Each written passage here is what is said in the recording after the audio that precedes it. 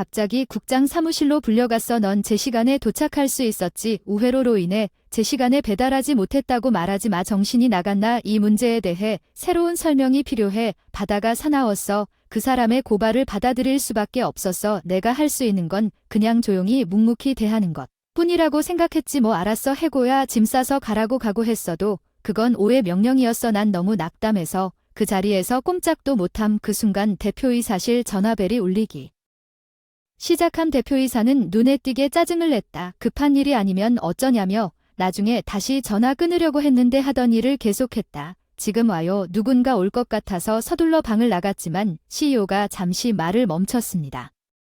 만나보셨으면 하는 사람이 있습니다.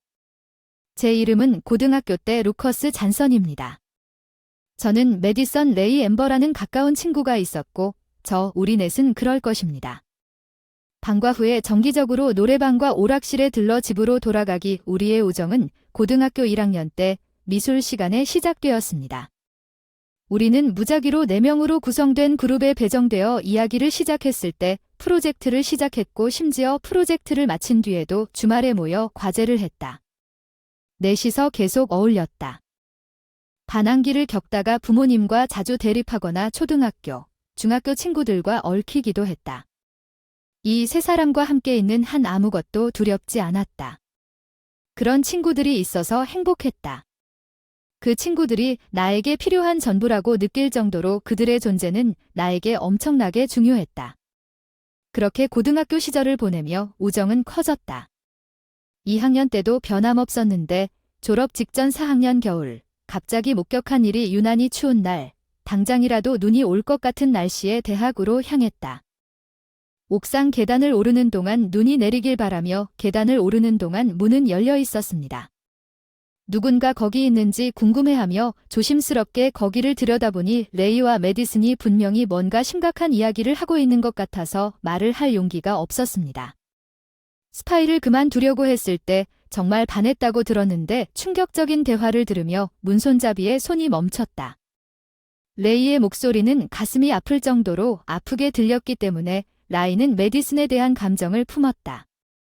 라이는 키가 날씬하고 많은 사람들이 잘생겼다고 부르는 사람이라는 것을 나는 알고 있었다. 그는 추종자들로부터 생일 케이크 상자를 받고 농담으로 먹는데 도움을 요청하곤 했던 소녀들에게 인기가 많았습니다. 나는 그날부터 레이에 대한 질투심을 품고 있다는 것을 깨달았습니다. 메디슨과 단 둘이서 나중에 메디슨이 나한테 피해받는 줄 알았다고 해서 안타까움을 느꼈다고 하던데 사실 제 천박한 배려로 인해 오해를 샀던 우리는 성별에 구애받지 않고 친하게 지냈는데 갑자기 단둘이 있는 걸 피하게 됐어요. 그녀는 비난받을 수 없었습니다.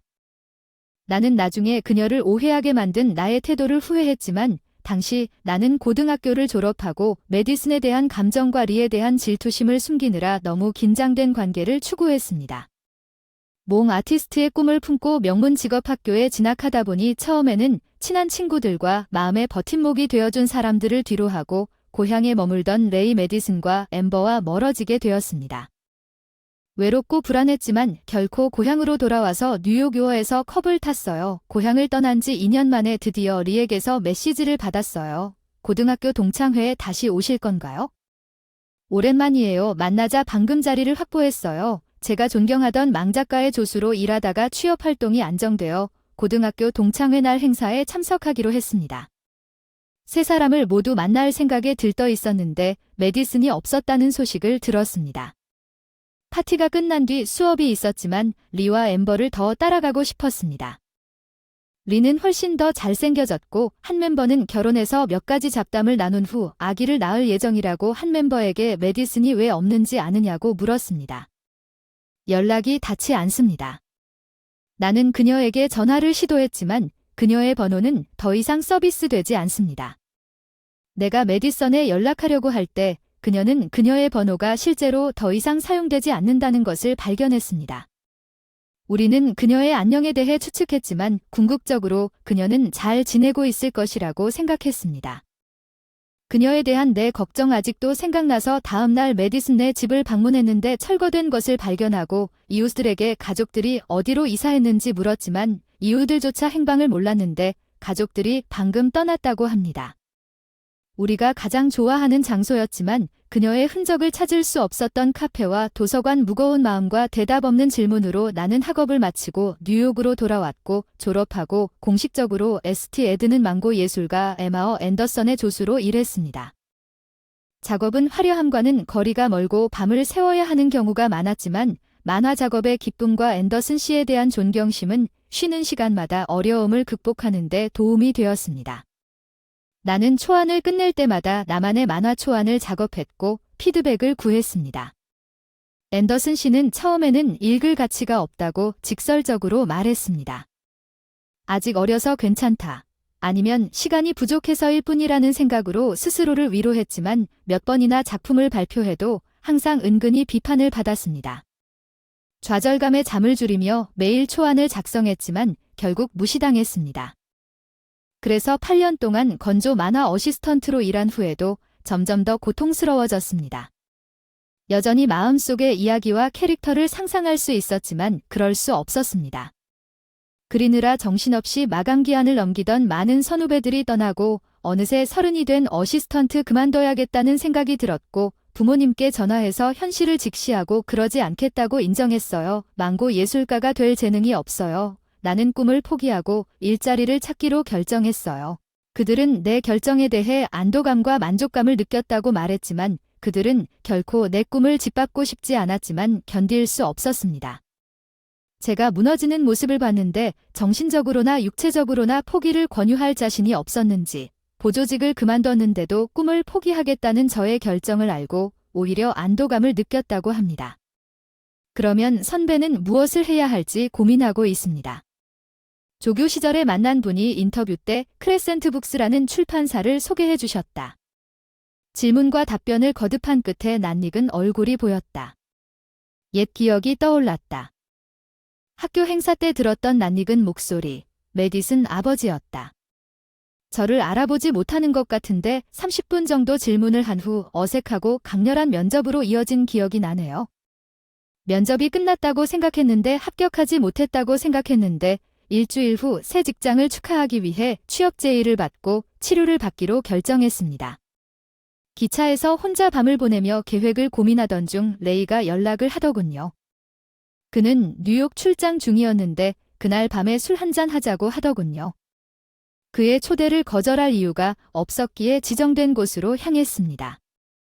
내가 도착했을 때 이미 펍레이가 와 있었고 고등학교 동창회 이후로 오랜만이라며 반갑게 인사해 주었지만 그의 드라마틱한 변화에 더 놀랐다. 라이언은 머리를 자른 센탄과 근육질이 더해져서 딴 사람처럼 보였고 다소 위협적이기도 했다. 이야기를 나누는 동안 예전의 레이와 같은 느낌이 들었고 안도감이 밀려왔습니다. 라이와 저는 지난 몇 년간의 일을 정리하고 라이 역으로 갑자기 돌아오는 길에 새로운 직장과 최근 소식을 나누며 즐거운 시간을 보냈습니다.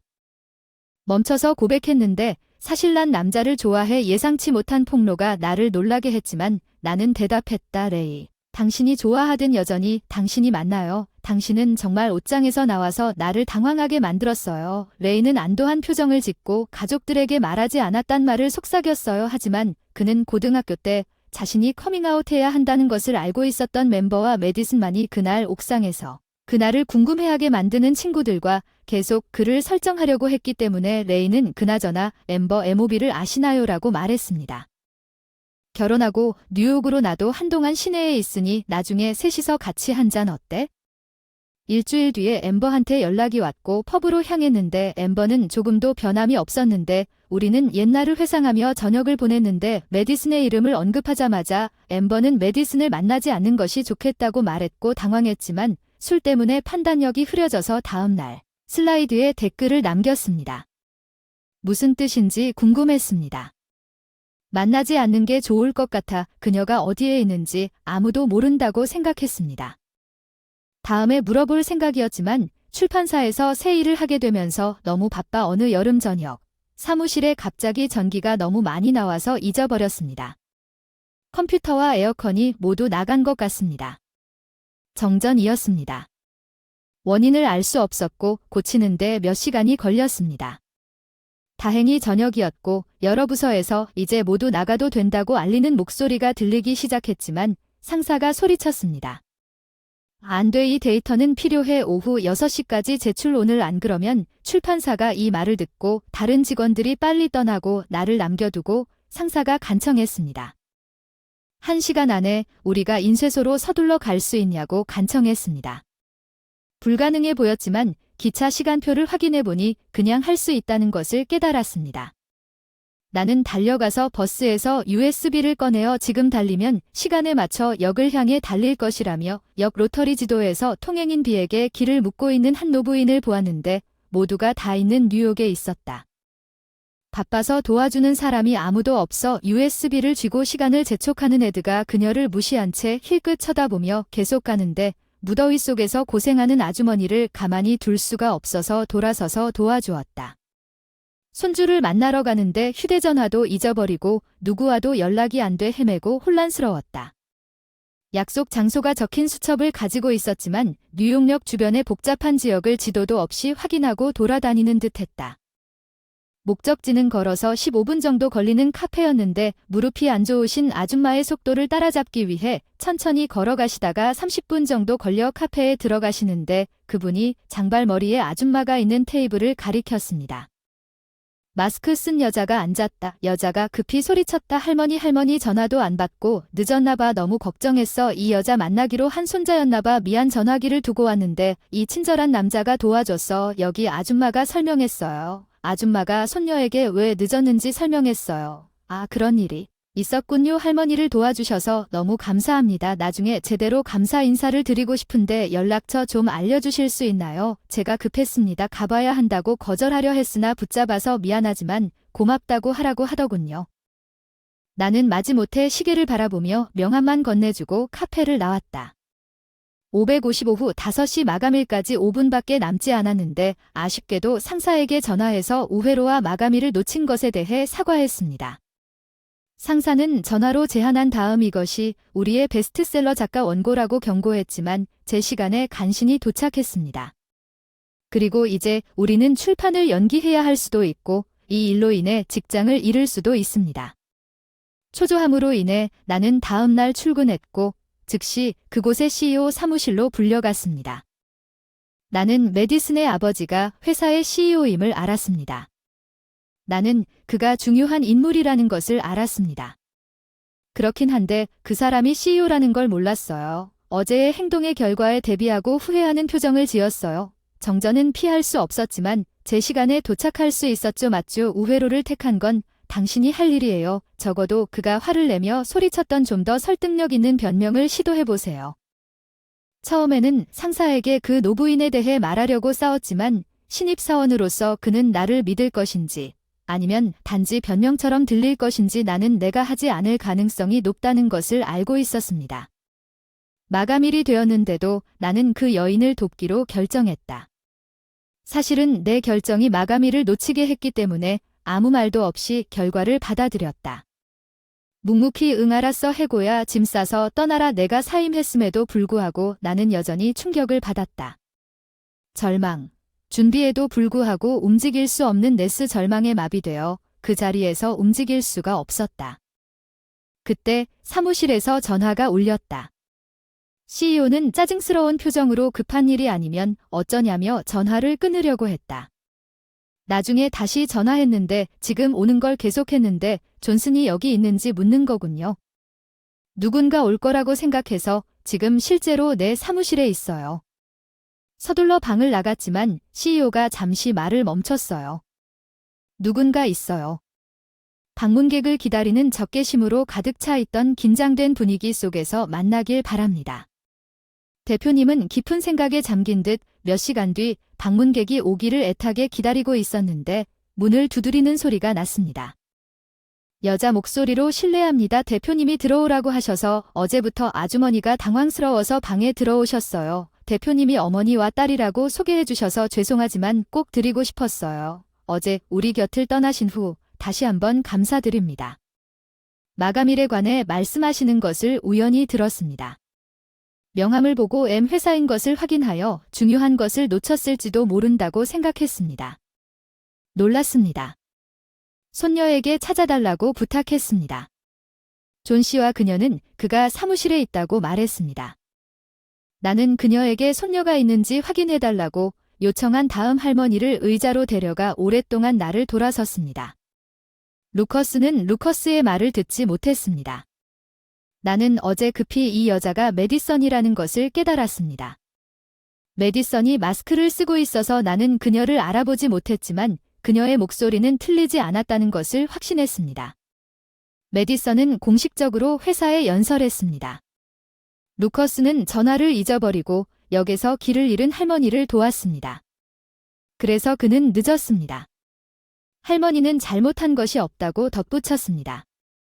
이렇게 진심으로 친절하고 사려 깊은 사람을 찾는 것은 거의 불가능하며 실제로 그를 해고할 생각은 없습니다. 그들의 말을 듣고 CEO는 마음이 누그러지고 괜찮다고 말했지만 사실은 우리가 잡지 판매에 손실을 입었다는 사실이 남아 있습니다. 작성자가 화가 났어요. 루카스 그리고 저는 그들에게 개인적으로 사과할 것입니다. 그렇게 해결하겠습니다. 괜찮으시겠습니까? 메디슨과 할머니의 설득 덕분에 CEO가 저를 초대한 이해관계자들에게 개인적으로 사과한 후 며칠 후 해고를 피할 수 있었습니다. 조금만 마시자고 술 한잔 하자고 처음에는 엄청 긴장했는데 1시간도 안 돼서 둘 다 서로 따뜻해졌고 고등학교 시절을 회상하기 시작했어요. 내 딸은 루카스와 똑같았어. 그 이후로 많이 변했지. 이제 나는 CEO가 아닌 메디슨의 아버지로서 말한다. 그의 눈에서 슬픔이 보였고 메디슨과 연락이 끊긴 이유가 밝혀졌다. 메디슨은 많은 일을 겪었기 때문에 그녀는 19살 이후로 낫지 않을 상처를 남겼습니다. 우리가 본사를 뉴욕으로 옮겼을 때 그녀는 집 밖으로 한 번도 나가지 않을 정도로 문을 닫았습니다. 그녀는 혼자 있고 극도로 내성적인 태도를 유지했습니다. 그녀는 당신에게 마음을 열 수도 있었고 그는 나에게 메디슨의 현재 연락처 정보를 주었습니다. 나는 그녀의 허락 없이 그녀에게 연락해도 괜찮냐고 물었습니다. 그는 메디슨이 당신의 연락처를 알고 있다고 확신했습니다. 최근 사건은 그녀가 오랜만에 저와 처음으로 이야기를 나눈 것이었습니다.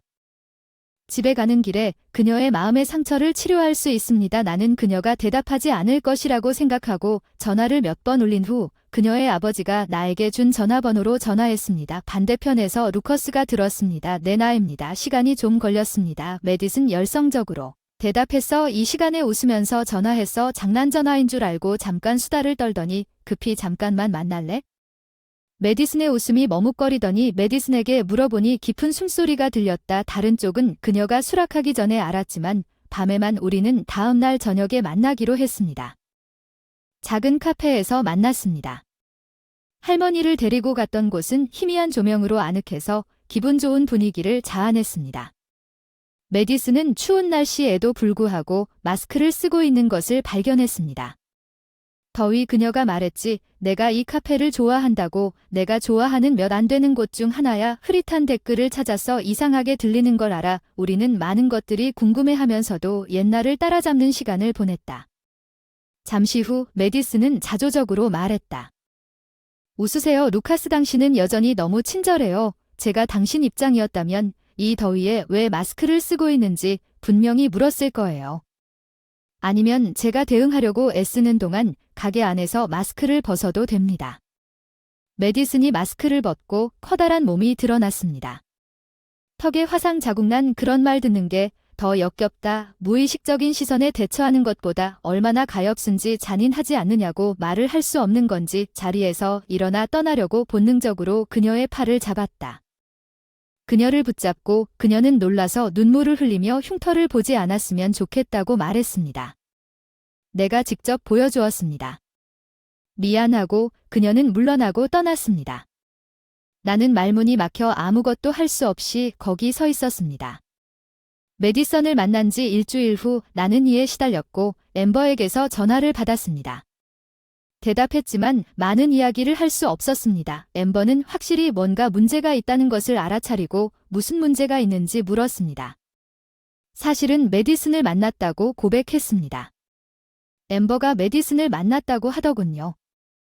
지금 30살인데 20살에 결혼해서 11년 됐어요. 라이 엠버랑 어리둥절한 표정을 짓다가 충격에 미안하다고 고백했어요. 사실 제가 너희들보다 1살 더 많아요. 고등학교에 1년 동안 남아있었다가 레이가 그랬어요. 나도 고백할게. 내가 합류한 분위기를 느끼는 게야. 나는 항상 매디슨 엠버를 좋아했어. 우리는 카운트다운 후에 이미 뻔한 일이라는 걸 알고 있었어. 엠버는 우리 모두는 말하고 싶지 않은 말이 있다고 말했지만 그렇지 않다면 다른 사람들이 사실도 모르고 당신에 대해 이야기할 때와는 다르다. 그녀는 10살 연상의 남자와 결혼했다. 그녀는 그 사람이 매력적이지만 불성실하고 그녀에 대해 상담할 사람이 없었다고 주장했다. 내가 매디슨을 방문했다는 소식을 듣고 그녀는 이혼 소송을 제기하기로 결정했습니다. 레이에는 매디슨이 루카스에게 연락하지 말라고 했다고 밝혔습니다. 우리는 우리 셋만 만났고 아직 매디슨에게 접근하는 방법을 모릅니다.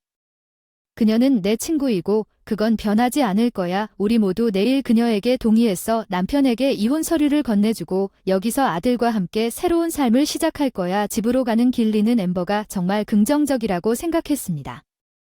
가족들에게 커밍아웃 할 것 같아요. 한 달 후에 지지의 뜻으로 고개를 끄덕였습니다. 매디선 엠버와 리에게 이메일을 보냈습니다. 10년 만에 우리 레이와 엠버 4명만 고등학교 동창회를 가는 것이 어떨까요? 빨리 참석하기로 동의했지만 그날 아침 독점적인 고등학교 동창회를 위해 시민센터에 홀을 임대한 날 일주일이 지나도 매디슨의 응답이 없었습니다. 엠버는 아들을 병원에 데려가야 하므로 병원에 가야 한다고 문자를 보냈습니다. 나와 레이는 예정 시간보다 15분이 지나도 함께 행사장에 도착했는데 매디슨은 라이와 내가 준비를 하고 있어서 나타나지 않았다. 갑자기 문이 열리더니 스포트라이트를 받는 두 인물이 나타났다. 매디슨이 이끄는 엠버였다. 매디슨이 입고 있던 것 새빨간 드레스를 입고 마스크를 쓰지 않았습니다. 나는 그녀의 매디슨이 아름답다고 칭찬하고 그녀에게 무대에 함께 오라고 격려했습니다. 내가 그녀를 위해 준비한 인증서를 그녀에게 건네줬습니다. 그녀는 만약 고등학교 동창회로 간주되지 않을 것이라고 놀란 표정을 지었습니다. 우리 중 누구도 없었다고 웃었다. 매디슨은 눈물 닦고 눈물 사이로 웃었다. 용기를 내어 고백했다. 나는 항상 너의 미소를 사랑했다. 매디슨 흉터 그리고 다 자랑하지 마. 방금 이혼했어. 넌 배려 좀 알잖아. 레이와 엠버가 우리를 껴안고 웃었다고 했어요. 우리의 미소는 그 어느 때보다 밝게 무대를 가득 채웠어요. 오늘은 매디슨의 아버지에게 우리 관계에 대해 이야기하려고 계획했지만 매디슨은 여전히 우울했고 그녀의 아버지는 불안해 보였습니다. 나는 매디슨에게 대담하게 말했습니다. 괜찮습니다. 나는 떨면서 당신을 위해 여기 있습니다. 매디슨은 내 손을 꽉 잡고 아빠에게 내 화상에 대해 이야기하기 시작했습니다. 당신이 나를 미워하고 싶어하는 방식으로 당신을 끌어들이려고 한 적이 없어서 정말 미안합니다. 당신이 여전히 내 딸 매디슨이라는 것에 감사할 뿐입니다. 그의 강렬함에 압도되어 얼어붙었습니다. 나는 그녀의 손을 꼭 잡고 그녀를 안심시켰습니다. 괜찮습니다. 매디슨은 깊은 숨을 쉬고 틀렸다는 것을 분명히 했습니다. 그것은 당신 잘못이 아닙니다. 아빠, 폭발하는 동안 엄마 잘못이었습니다. 결코 당신을 비난하지 않습니다. 이렇게 사과하지 않는 것은 매디슨이 부모님 사이의 다툼으로 화상 흉터를 입었다고 말하면서 죄책감이 들 뿐입니다. 그녀의 어머니는 실수로 끓는 물이 쏟아진 주전자를 넘어뜨렸습니다. 아버지는 자신을 비난했지만 매디슨은 죄책감을 갖게 되었고 결국 죄책감을 느꼈습니다. 매디슨이 아버지를 원망하지 않는다고 말한 후 나를 미워하지 말라고 한 후 사회적으로 물러났습니다. 내가 어떻게 당신을 미워할 수 있겠습니까? 당신은 나를 그렇게 사랑으로 키웠습니까? 매디슨은 내 눈앞에서 눈물을 흘리며 대답했습니다. 마침내 아버지와 딸이 탄생했습니다. 몇 년이 지난 후 함께 잃어버린 시간을 되찾는 것은 모두가 무언의 감정적 상처를 안고 있지만 그것에 대해 논의하지 않는 것이 반드시 신뢰의 표시는 아닙니다. 누군가의 숨겨진 고통을 발견했다면 대답은 다양하고 그것을 경험하는 사람만이 그들에게 옳은 것이 무엇인지 안다고 말하겠습니까? 누군가를 위해 옆에 있는 것이 종종 최선의 답이라고 믿으며 저는 매디슨을 계속 지지합니다. 술 취한 상사가 나에게 레온 여성을 때리라고 강요한 후 난처한 상황에 빠졌습니다. 내 스페인어는 형편없지만 상사가 나에게 말한 것을 순수하게 무시했습니다. 나중에 알게 된 말은 당신이 창녀가 오니파를 누르는 것처럼 갑자기 우리 주변의 공기가 즉시 얼어붙었다는 것입니다. 당신은 스페인어를 정말 빨아먹는 여자에게서 석판이 날아갔습니다. 그거 참 웃기네요. 내 상사는 내 굴욕을 비웃기만 한 것이 아니라 자신의 영상으로 촬영하고 있었습니다. 다음 날 잠에서 깨어났을 때 스마트폰에 알림이 쏟아졌습니다. 당신은 세계적으로 유명해졌습니다. 이제 당신은 끝났습니다. 제 이름은 마이크입니다. 저는 뉴욕에 있는 중소기업의 전형적인 평범한 회사원입니다. 제 자신을 다음과 같이 설명합니다. 부지런한 남자 24살에 일을 잘 해낸다. 고등학교 시절 애인과 결혼해서 최근에 딸을 낳았어요. 일에 바빠서 개인적으로도 직업적으로도 만족스러운 삶을 살고 있어요. 영업직에서 일해요. 부서 내 책임에는 매일 고객을 방문하는 일이 포함되어 종종 초과 근무로 이어지지만 아내는 항상 메디를 나에게 맡기라고 말하면서 격려하고 주말에는 내가 모든 일을 처리하는데 도움이 되는 일에 집중합니다. 그럴 수는 있지만 제 아내는 매일 장시간 일하느라 피곤하다며 항상 저를 안심시킵니다. 걱정하지 마세요. 제가 처리하도록 해주세요. 이 모든 것에도 불구하고 그녀는 매우 믿음직한 아내입니다. 저는 가끔 직장에서 어려움에 직면할 때가 있습니다. 제 직속 상사인 에마어 잔선, 그는 약간 가볍고 신뢰할 수 없는 상사입니다. 그는 우리 같은 젊은 남자들보다 일을 더 잘하는 것 같지는 않습니다. 종종 고객에게 말도 안 되는 말을 하고 불만을 야기합니다. 저는 종종 그의 엉망진창을 치우고 있는 것을 발견하고 그런 일이 너무 자주 일어나서 끊임없는 부주의로 인해 존슨 씨는 기술이 부족함에도 불구하고 관리직을 얻었습니다. 아마도 회사 사장의 먼 친척이었기 때문일 것입니다. 동료가 나에게 이것에 대해 털어놓았지만 그것은 내가 불합리하게 다루어온 사무실의 공공연한 비밀인 것 같습니다. 그가 나에게 가한 불가능한 요구는 있지만 에마어 잔선은 호감이 가는 성격과 판매에 적합한 밝은 성격을 가지고 있습니다. 또한 나는 아직 완전히 개발하지 못한 기술인 새로운 고객과 신속하게 관계를 구축하는 그의 필수적인 판매 기술로 그를 존경합니다. 확률상 우리가 상호 신뢰를 기반으로 좋은 관계를 구축했다고 생각합니다. 하지만 존슨 씨가 파티나 축하 행사에서 술에 취해 나에게 브랜드 여성을 데려와 우리 테이블에 데려오라고 명령하는 일을 그만두었으면 하는 바람이 한 가지 있습니다. 내가 아내에게 죄책감을 느낀다고 여러 번 거절했고 내가 그들에게 접근하게 놔두면 여성들이 아마도 짜증을 낼 것이라고 말했습니다. 나는 그렇게 할 수 있습니다. 그러나 일단 존슨 씨가 술에 취하면 그는 내가 말하는 대로 하지 않으면 분명히 씨를 해고한 것처럼 폭군적이고 냉소적이 됩니다. 존슨 미혼남은 영업부서에서 상대적으로 어린 나이에 결혼한 나를 질투한다. 이런 술자리에서 그의 의도는 무리한 줄 알면서도 여자를 때리라는 무리한 요구로 항상 나를 괴롭히려는 의도인 것 같다. 아내에 대한 죄책감을 느끼며 마지못해 여성에게 다가가는 존슨 씨의 요청을 거역할 수 없어 이런 술자리에서는 큰 계약을 맺은 지 하루 만에 우리 영업부에서 축하 행사를 열었습니다. 그 행사는 다소 화려한 중국 식당에서 열렸습니다. 영업팀원들은 기분이 좋아 맛있는 요리를 내놓았고 나는 음식과 함께 술을 즐겼다. 밤이 지날수록 기분 좋은 기분으로 승리감을 느꼈고 모두가 취하기 시작했다. 이미 지친 존슨 씨는 나에게 술을 마시라고 명령했다. 평소와 마찬가지로 그의 명령을 들었을 때 나는 마치 멋진 세계에서 현실 세계로 끌려가거나 알코올의 영향을 받아 반항적인 충동으로 끌려가는 듯한 느낌을 받았습니다. 오늘 밤 이 순간에는 결코 익숙해지지 않았습니다. 존슨 씨는 갈색 머리에 레틴을 지적했습니다. 우리 집에서 조금 떨어진 테이블에서 친구와 함께 식사를 하고 있던 여자, 처음에는 특히 스페인어를 못해서 외국인을 때리는 것은 불가능하다며 거절했지만 존슨 씨는 내 말을 무시하고 괜찮다고 주장했습니다.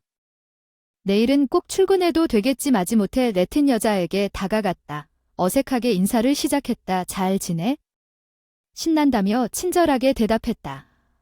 오응 다음엔 뭘 해야 할지 혼란스러워 테이블을 돌아보니 거기 존슨 씨가 스마트폰을 서둘러 장착하고 있었다. 말해봐 아니면 내가 속일 수 없다는 걸 깨닫고 해고했어. 난 마음을 다잡고 억지로 미소를 지으며 스페인어로 내가 무슨 말을 하는지 전혀 모르는 스페인어로 내가 창녀처럼 보인다고 말했어. 내가 말하는 순간 모든 사람이 얼어붙는 것 같았고 라틴 여자는 얼어붙은 것 같았어. 일어서서 나를 때렸어요. 나는 너무 충격을 받아서 무슨 일이 일어났는지 이해하지 못하고 바닥에 주저앉았습니다. 나는 완전히 길을 잃었고 나를 뒤에 두고 그 여자는 감정이 북받쳐서 나에게 소리치기 시작했습니다. 래피드 스페니시 프로전. 나는 그녀가 화내기 직전의 반응을 기억했습니다. 그녀는 패사자파에 반응하고 있었는데 그때 내가 존슨 씨에게 속았다는 것을 깨달았습니다. 존슨 씨에 대한 강렬한 분노를 느꼈습니다. 나는 그 여자에게 사과해야 한다는 것을 알았습니다. 나는 그녀에게 반복해서 사과했습니다. 그녀와 함께 식사하러 온 그녀의 금발 친구는 그녀를 달래며 말을 이었습니다. 형은 괜찮다고 했어. 내가 다시 한번 사과한 후에 나한테 맡겨. 내가 자리로 돌아왔을 때 거기 존슨 씨가 스마트폰을 들고 있는 것을 발견하고 멍하니 웃었다. 그는 나에게 웃으며 당신은 스페인어를 정말 못한다고 말했다. 당신이 그녀에게 말한 것이 당신이 창녀 H처럼 보인다는 것을 가르쳐 줄 것입니다. 심지어 내가 화를 내고 존슨 씨를 반박하는 것조차 너무 웃겼습니다. 나는 이미 말했었습니다.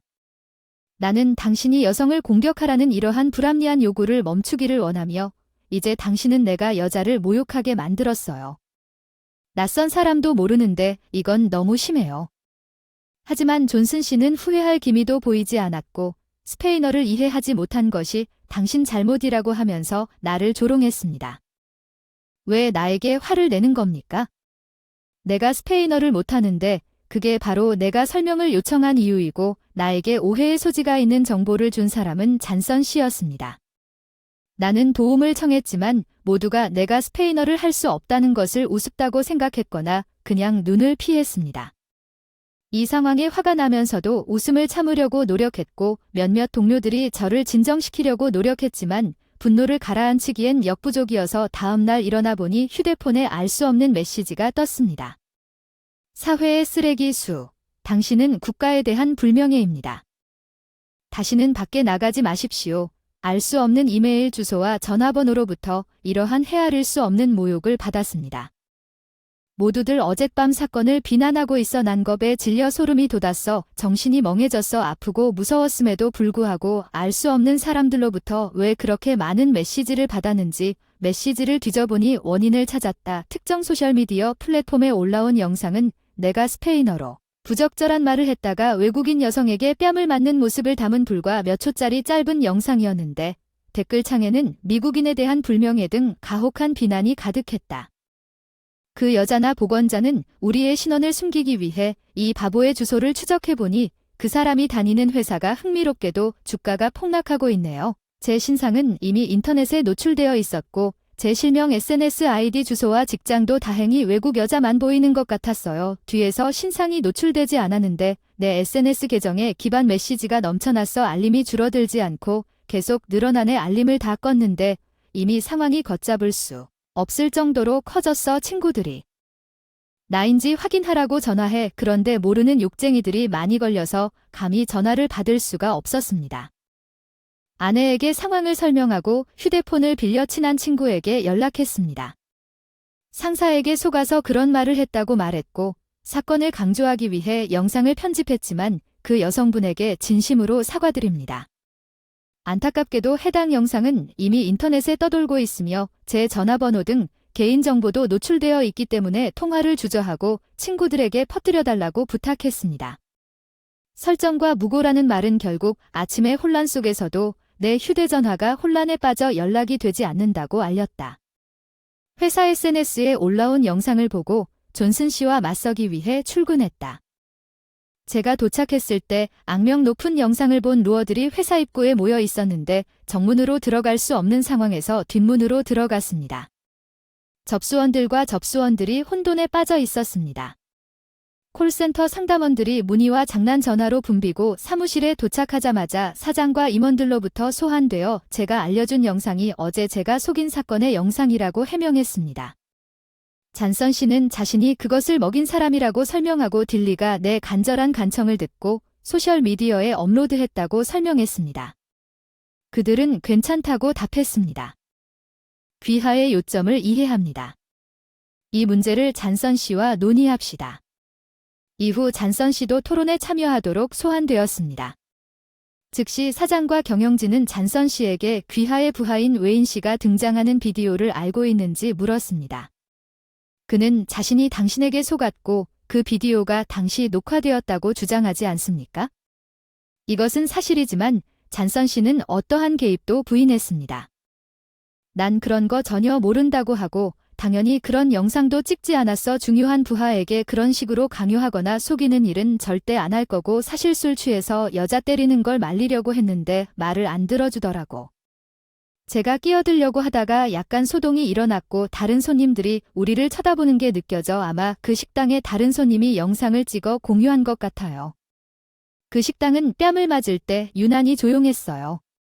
그 사람이 허위 진술을 했죠? 그는 고의로 내가 여성을 때렸다고 주장했고 책임을 면제하기 위해 자신에게 속아서 그런 위법 행위를 했다는 나의 비난을 부인했습니다. 그러나 나는 그의 주장이 모두 거짓이라고 생각했습니다. 존슨 씨는 매일 음주 문제를 겪고 있습니다. 그는 술을 마실 때마다 저에게 이러한 불합리한 요구를 하도록 압력을 가합니다. 그것은 단지 어제의 고립된 사건이 아니라 반복되는 패턴입니다. 나는 그에게 그만두라고 애원했지만 그는 내가 따르지 않으면 나를 해고하겠다고 위협했고 그의 요구는 계속되었습니다. 술자리를 자주 하는 영업부서 직원들에게 전화를 하면 사실임을 확인할 수 있을 것입니다. 제가 사장과 경영진에게 호소했지만 사장은 아마도 먼 친척인 존원 씨를 보호하고 싶어 문제를 회피했고 내가 존슨 씨에게 속았다고 주장할 때에도 진짜 문제는 내 행동이라고 제안했습니다. 그들은 속았음에도 불구하고 대응했습니다. 문제는 당신이 상황을 피하지 않고 그에 따라 행동했다는 것입니다. 존슨 씨가 당신을 해고할 수 있다고 정말로 믿었습니까? 스페인어 기초 지식이 부족한 것 외에 스스로도 문제인데 왜 그의 말을 듣지 않고 직접 확인하지 않았는가? 결국 그것은 당신의 잘못이고 당신의 행동이 회사에 문제를 일으키고 우리 업무에 영향을 미쳤습니다. 제가 지식이 부족한 것에 대해 어느 정도 책임을 져야 하지만 존슨 씨의 폭정이 제 책임으로 전가되는 것을 받아들일 수 없었습니다. 나는 우울하게 일을 마치고 영업부로 돌아와 내 책상에 물건을 정리하기 시작했다. 조금 후에 돌아온 존슨 씨는 나를 보자마자 웃으며 다가와서 끝까지 우스꽝스럽다고 조롱했다.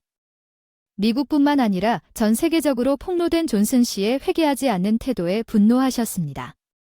전 씨와 맞섰습니다.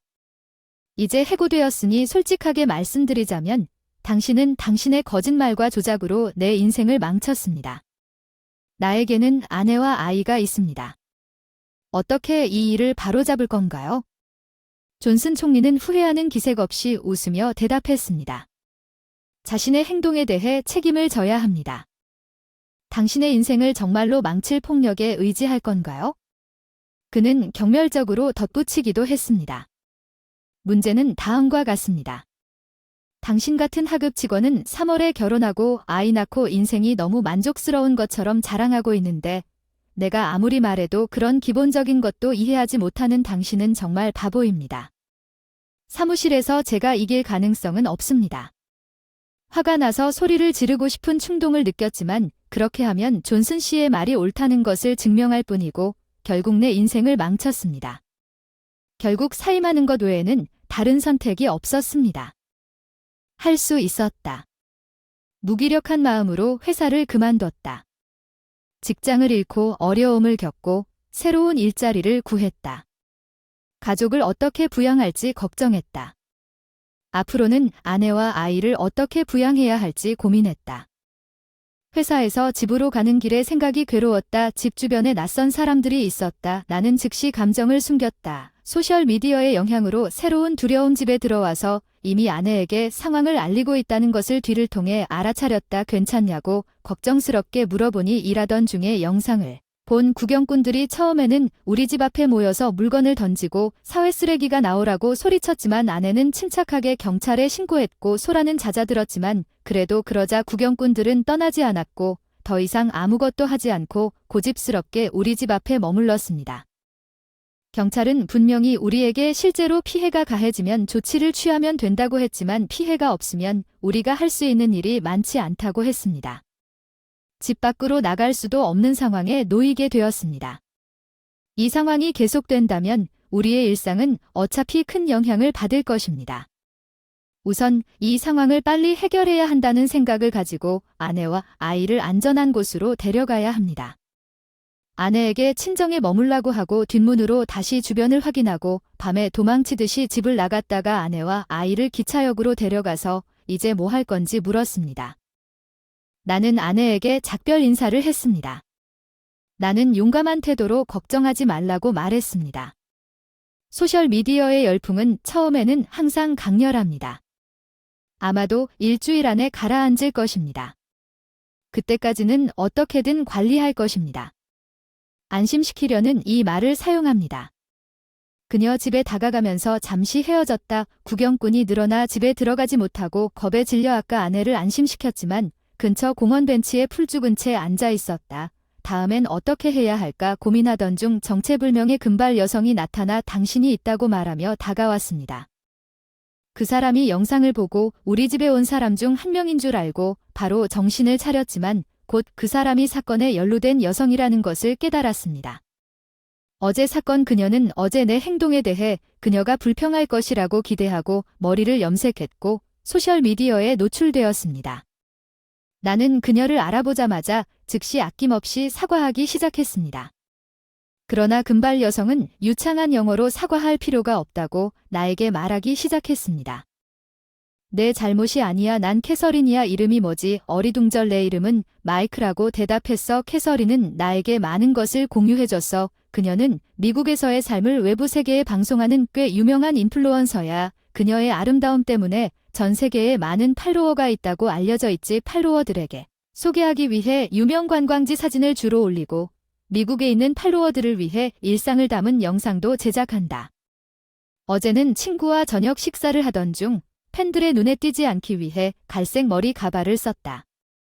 그래서 난 오늘 금발이야. 카퍼와 W는 자신의 변장을 자랑스러워하는 것 같아 영상을 보고 뺨 때리는 행위에 중심을 둔 모든 댓글을 읽었고 이 모든 상황이 촉발됐다. 너무 엉망이 되어버렸어. 정말 미안해. 캐서린은 어제 일어난 일에 대해 후회하는 표정으로 사과했다. 캐서린은 사과할 일이 없었기 때문에 나는 속았지만 무례한 발언을 한 사람은 나였다고 성급하게 말했다. 제가 모욕적인 말을 해서 속상하게 해서 정말 죄송합니다.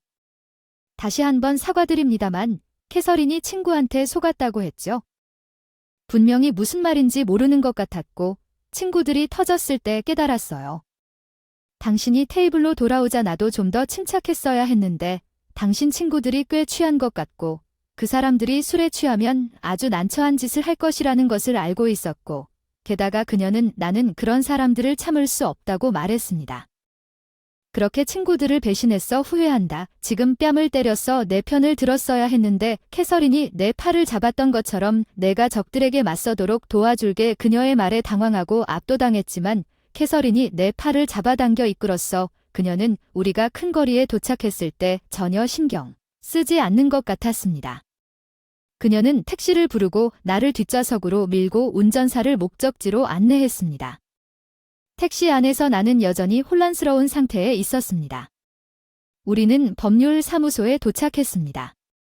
여기에 내 법적 조언이 있습니다. 인플루언서가 되기 위해서는 까다로운 상황이 많은 주에서 도움이 많이 되므로 자주 의지합니다. 캐스런이 저를 변호사에게 소개하면서 미소를 지으며 설명했습니다. 캐스런이 이미 브리핑한 변호사는 제 상황을 이해하는 것 같았습니다. 어려운 상황 이해합니다. 맡겨주세요. 저는 소셜미디어 관련 법적 문제를 전문으로 했습니다. 해당 영상은 개인이 익명으로 게시한 것이므로 거짓말쟁이의 확고한 확신으로 확실히 승소했습니다. 변호사와 즉시 계약을 체결한 후 희망이 생겼습니다. 사건을 처리하고 며칠 후 변호사와 약속을 잡고 회사를 방문했습니다. 저희는 사장실에 들어가자마자 원활하게 사장실까지 안내받았고 조금 당황한 표정으로 우리를 자리로 안내했습니다. 사장님, 제 의뢰인이 손해배상을 청구하고 있습니다. 회사와 제 변호사인 에마어 잔서는 대통령이 짜증난 표정으로 당신이 이미 끝난 일을 놓고 큰 일을 하고 있는 것 같다고 답했다고 말했습니다. 우리는 당신과 관련된 문의를 계속 처리하고 있습니다. 당신은 그러한 주장을 가지고 여기에 올 수 있는 실질적인 근거가 있어야 합니다. 변호사는 먼저 부당한 해고와 적절한 조사의 부족이 포함되어 회사가 직원을 해고하는 경우 적법한 절차를 엄격히 따라야 하며 회사는 세브란스 베이를 제공할 의무가 있지만 제 경우에는 이러한 사실을 아무도 준수하지 않았다고 자신있게 설명하기 시작했습니다. 불법 해고에 따라 나는 보상을 청구했습니다. 내 변호사는 소셜미디어에 있는 동영상에 대해 계속해서 익명으로 게시되었지만 명예훼손 내용이 포함되어 있음을 확인했습니다. 내 법적 자격으로 게시한 사람의 이름과 주소를 알아냈는데 변호사의 설명을 듣고 자신들이 불리한 입장에 처해 있음을 깨달은 대통령은 방에 들어오자마자 급히 존슨 씨를 사무실로 불렀습니다. 존슨 씨는 처음에는 왜 여기에 오느냐는 듯 반항적인 표정을 지었고 변호사가 되풀이해서 뻔뻔했습니다. 설명하고 증거를 제시하면서 그는 캐서린과 나의 동의 없이 비디오를 게시한 혐의로 기소될 것이라는 사실을 알고 점차 얼굴이 창백해졌습니다. 존슨 씨는 무너지고 엄청나게 사과했습니다. 당신의 행동이 내 인생을 파괴하기 전에 제가 말했듯이 당신의 사과는 이제 아무 의미가 없습니다. 왜 나한테 그런 짓을 하게 했는지 그게 다시 널 괴롭힐 거라고는 생각하지 않았어. 촌손 씨한테 다시 한번 대면했는데 그 사람이 나를 미워했던 걸 다 털어놨다. 질투심이 많아서. 일을 잘못하는 게 괴로워서 찾아냈어. 늘 나한테 구원받는 게 괴로워. 더 나아가 그 사람을 위해 결혼하고 아이를 낳는 축복을 받았어. 나는 성공적인 삶을 살고 있고 그것이 그 사람의 불안과 질투를 부추길 뿐이므로 그는 함정을 설치하고 농담을 완벽하게 포착했습니다. 선정적인 영상 만들려고 뺨 맞는 장면이 재미삼아 올린 거라고 변호사가 끼어들었다고 넌 그냥 재미삼아서 해칠 의도가 없었다고 주장했는데 익명으로 영상 올린 건 죄책감이 있었나 봐. 너의 행동은 분명해 악의적인 의도가 있었고 용서할 수 없습니다. 존슨 씨는 우리가 제안한 합의에 동의한다면 반박할 여지가 없습니다. 우리는 이것을 법정에 가져가지 않을 것입니다. 변호사가 이 말을 했을 때 존슨 씨와 대통령은 패배했다는 사실을 깨닫고 고개를 숙였습니다. 절망적인 소송은 회사의 이미지를 더욱 실추시킬 뿐이며 사장은 법정 출두를 거부했고 결과적으로 존슨 씨와 회사는 카페가 요구한 보상금을 지불하기로 합의했으며 소셜미디어에 유포된 영상에 대한 법적 조치는 변호사가 신속하게 처리했습니다. 문제를 해결하기 위해 추가로 캐서린은 새 동영상에서 사건을 둘러싼 사실을 명시적으로 설명했으며 동영상 속 남성이 실제로 피해자라는 사실을 시청자에게 알렸습니다. 그는 그 의미를 더 이상 이해하지 못하더라도 그러한 모욕적인 말을 할 수밖에 없었습니다. 그녀는 시청자들에게 다른 사람들에게 해를 끼칠 수 있는 농담을 하지 말라고 경고했습니다. 사람들은 그 사건에 흥미를 잃었습니다. 나중에 존슨 씨를 만나 손해배상에 관한 법적 문서에 서명한 후 나는 당신이 종종 무심코 접근하는 것을 안다고 말했습니다. 사장의 먼 친척이라 당연히 그럴 수 있겠지만 귀하의 밝은 성격과 협상력은 많은 계약을 성공적으로 이끌었지만 업무에 있어서는 남들에 비해 부족했을 수도 있습니다. 귀하의 탁월한 고객 확보 능력과 탁월한 의사소통 능력은 확실히 뛰어났습니다. 그 후 새로운 고객을 찾고 유지하는 과정에서 저나 다른 누군가가 결국 계약을 성사시키게 될 것입니다. 존슨 씨의 판매 능력이 없었다면 우리는 그 계약의 절반을 확보할 수 없었을 것입니다. 이 말을 듣고 존슨 씨는 울기 시작했고 나에게 말했습니다. 매우 죄송합니다. 이제 무엇이든 바꾸기에는 너무 늦었습니다. 존슨 씨는 대통령의 먼 친척이었기 때문에 직장을 잃은 것이 아니라 오히려 먼 지점의 일반 직원으로 강등되었습니다. 이제 처음부터 직장을 그만둬야 합니다.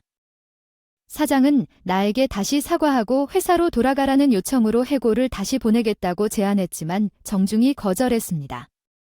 마이크, 다음 일정은 어떻게 되나요?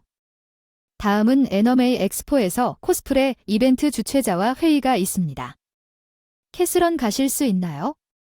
이 두 애니메이션 캐릭터를 통해 라이딩 중에 가장 좋아하는 옷을 고르고 상대방의 취향에 따라 최소한 두세 세트는 고려하는 것이 좋을 것 같습니다. 알았어. 매드가 가장 좋아하는 캐릭터로 쉴 수 있을지 궁금합니다. 전 회사를 떠났고 캐스런 억스가 있는 연예 기획사에 입사했습니다. 저의 확고하고 진지한 성격이 새 회사에서 호평을 받았고 회사가 퇴사하고 잔선 씨가 저에게 보상을 지급하고 사건이 종결된 후 지금은 캐서린의 업무를 관리하는 일을 맡게 되었습니다. 저는 높은 연봉을 받는 아파트 단지로 이사했습니다. 그곳에서 임시 거처를 찾고 있던 아내와 아이를 보호할 수 있는 보안 시스템 안에는 제가 무사히 있는 것을 보고 매우 기뻐하고 안도했습니다. 한편 캐서린은 아내와 좋은 친구가 되어 집을 자주 방문했습니다. 아내는 유명 인플루언서와의 인연에 감사했지만 나는 최근에 그것에 대해 다소 불안함을 느꼈습니다. 캐스런은 내 딸의 사랑스러운 순간을 그녀의 소셜미디어에 업로드했습니다. 물론 그녀의 개인정보를 보호하기 위해 입소문이 났습니다. 그녀는 내 딸 MD 더 캐서린이 오늘 캐스런이 오냐고 묻는 디지털 스티커로 그녀의 얼굴을 인식할 수 없도록 했습니다. 캐서린도 회사를 좋아하는 것 같아요. 소셜미디어는 어떻게 사용하느냐에 따라 무서운 도구가 될 수도 있지만 전 세계 사람들이 여러분의 자녀를 칭찬할 수 있는 따뜻한 장소가 될 수도 있고 무엇보다도 일반 직장인과는 달리 소셜미디어는 다음과 같은 잠재력을 가지고 있습니다. 막대한 부를 창출하지만 캐서린 계정에 있는 내 딸의 동영상이 입소문이 나기 때문에 손실로 이어질 수도 있습니다. 회사로부터 보너스를 받았고 아내와 저는 매디를 칭찬하면서 기뻤습니다. 야 고등학교 중퇴야 아직도 그 한심한 스타일을 흔들고 있지 오늘 동창회에서 좋은 와인을 대접할게 나 이제 우리 둘 다 성인이 되었는데도 학교에 복학했다고 조롱하던 동급생을 만났어. 그가 나를 발견한 순간 그는 믿을 수 없을 정도로 와인잔을 내 머리 위에 올려놓고 내 온몸에 와인을 부었습니다. 풍부한 향기가 내 온몸에 달라붙어 기분이 나빠졌습니다. 하이라이프 하이를 맛보는 게 얼마나 신나는 일일까요? 자퇴 이놈은 그 시절과 하나도 변하지 않았다. 나는 실망감에 분노를 넘어 나를 비웃는 동급생에게 무자비한 말을 하기로 마음먹고 눈을 크게 뜨고 얼굴이 창백해졌다. 빨리 그럼 반격을 시작하자. 내 이름은 케빈이다. 자영업하는 아버지와 전업주부인 평범한 가정에서 자랐다. 내 어린 시절은 방과 후 큰 어려움에서 자유로웠고 배낭을 던지고 놀곤 했다. 친구들과 황혼까지 동네 공원에 갔더니 중학교에 들어가면서 상황이 바뀌었어요. 아버지가 일 때문에 집에 오시지 않으셨어요. 제가 자고 난 뒤 아버지가 집에 오셔서 아침에 떠나시는 건 당연한 일이었죠. 그 사람이 주변에 많이 있지 않는 것은 정상이지만 드물게 쉬는 날에는 근처에서 드라이브를 가거나 우리를 놀이공원에 데려가는 등 가족과 함께 시간을 제공하려고 노력했고 엄마와 나뿐이었습니다. 어느 늦은 밤 엄마 괜찮으세요? 화장실에 가려고 일어났는데 가계부를 보며 계속 한숨을 쉬는 걸 봤어. 응 괜찮아 아무 걱정 안 해도 돼 웃는 얼굴인데 얼굴이 비스엘이었는데 최근에 변화가 있었어. 저녁상에는 반찬의 양도 줄었고 주였던 과일도 없어졌고 매일 아침 챙겨준 도시락도 어느 날은 대부분 흰쌀밥과 절임 약간 또는 조림으로만 바뀌었다. 내 빈약한 점심을 보고 날 괴롭히기 시작했지. 너희 아빠는 가족을 두고 밤에 도망갔지. 그렇지? 아빠한테서 들었는데 그래서 형편없는 도시락을 가져오는 거구나. 화가 나서 화를 낼 뻔했는데 웃는 엄마의 모습이 떠올라 주먹을 꽉 쥐었다. 엄마에게 폐를 끼치고 싶지 않아. 브래드는 유명 식품회사 브래들리 사장의 아들이었다. 그 지역에서는 행동이 착해서 선생님들한테는 모범생으로 보였지만 아버지의 지위와 연주를 이용하여 누군가 자신에게 맞서면 타깃이 되어 점차 동급생들을 두려워하게 만드는 무서운 남자였습니다. 내가 어떻게 대접받았는지 눈을 감고 브래드의 놀림에 용기를 얻었고 마침내 나는 한계점에 이르렀습니다. 평소와 같이 점심시간이었습니다. 나는 늘 계단의 한적한 구석에 앉아 점심을 먹고 있습니다. 헤이포 케빈요 브래드가 비웃는 미소를 지으며 나에게 다가왔다. 나는 보통 그를 무시했지만 그는 그것을 좋아하지 않았고 예상치 못한 행동을 취했다. 전형적인 농부의 점심은 그가 말한 것만큼이나 형편없어 보인다. 내 도시락에 손을 뻗는다야. 뭐 하는 거야? 내가 충동적으로 브래드의 손을 떨어뜨렸다. 아, 미안. 그런데 갑자기 손을 뻗었더니 브래드가 내 도시락을 낚아채서 바닥에 처박아 놨어. 어젯밤에 먹다 남은 밥이랑 남은 고기 감자가 슬픈 듯이 흩어졌어. 난 엄마의 슬픈 표정이 떠올랐어. 도대체 뭐 하는 거야? 브래드는 나를 때릴 수 있을 것 같다고 하면 무슨 일이 일어날지 알잖아. 그는 의기양양한 얼굴을 보며 잘난 척하는 표정으로 말했다. 나는 어느새 자제력을 잃었다. 나는 브래드 위에 올라갔고 그의 잘생긴 얼굴은 붉어지고 부어올랐다. 입술이 터질 정도로 우리 둘 다 숨이 거칠어졌다. 의니 대가를 치른다. 브래드의 목소리가 떨렸다. 야, 뭐 하는 거야? 학생 징계 중 소동의 경고를 받고 우리를 지도실로 끌고 갔다고 소리 지르며 우리를 지도실로 끌고 가서 미안하다 엄마가 그랬어. 얼굴이 창백한 보 반복적으로 학교에서 이런 소란을 일으키는 것은 용납할 수 없는 일이다. 선생님은 특징적으로 빛나는 얼굴과 튀어나온 눈으로 우리를 꾸짖었다.